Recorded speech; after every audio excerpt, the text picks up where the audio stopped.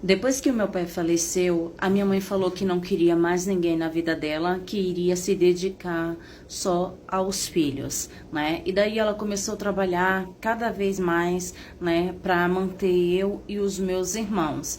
A minha mãe, ela tinha 3 lojas, porém em uma ela ficava diariamente e as outras ela administrava. Nisso, com o passar do tempo, eu vi a minha mãe dando risadas na frente do notebook, conversando, e eu não sabia com quem ela estava conversando. Ela também nunca deu essa brecha ou essa liberdade para que os filhos perguntassem. A minha mãe, em relação a isso, ela era uma pessoa muito fechada, não falava muito sobre a vida dela para os filhos, né? Com o passar dos tempos, a minha mãe chegou para mim e falou assim: olha, vem um amigo meu aqui de fora, ele vai passar alguns dias aqui em casa, né? Porque ele tem uma questão para resolver aqui na nossa cidade. Tá bom? Quem sou eu para falar não, né? Ela é minha mãe, dona de tudo, e daí ele veio. Só que ele estava tendo um relacionamento virtual com a minha mãe e eu não sabia de nada e ela também não me falou nada. Eu acho que ela ficou com medo da nossa reação e para ela preparar a gente, ela trouxe ele para dentro de casa como que fosse um amigo que teria algo para resolver na cidade. Então, ele veio e ficou. Aos poucos as coisas começaram a mudar. Ele tomava café só com ela, ele almoçava só com ela, né? Por início, nem trabalhando ele estava. Ela começou a ter uma carga horária bem maior do que ela tinha. Antes ela tinha horário para chegar em casa. Depois que ele veio morar na nossa casa, ela passou a trabalhar mais, porque as despesas aumentaram. Eu via que ela estava comprando umas coisas, por quê? Porque ele comia, ele tomava banho, a conta de energia vinha mais caro, né? Ele passava muito tempo também acessando a internet, entre outras coisas também, né? Mas enfim, nós como filhos não falava nada, a gente ficava só quieto e observava. Ele começou a levar a gente para a escola, né? Eu na minha fase da adolescência e os meus irmãos também. Enquanto isso, a minha mãe trabalhando. Passou um ano e nada desse homem ia embora. E só vivia dentro de casa, não procurava trabalho, não resolvia nada e só dentro de casa. Até um dia que eu cheguei assim do nada, minha mãe nem esperava. Eu vi eles dando um selinho na sala.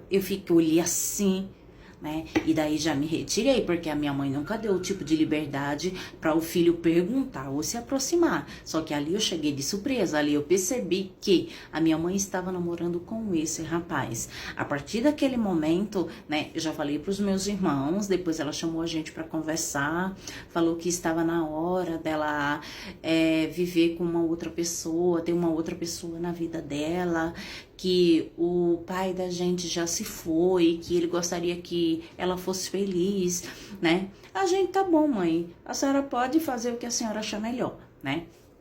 Enfim, só que o pior estava por vir. E ela não sabia. Por quê? Porque ela conheceu ele pela internet, não chegou a conhecer a família dele e já colocou ele dentro de casa. Entende? Sem saber a origem dele, de onde ele vinha, o que ele fazia, com o que ele trabalhava. E isso foi um erro.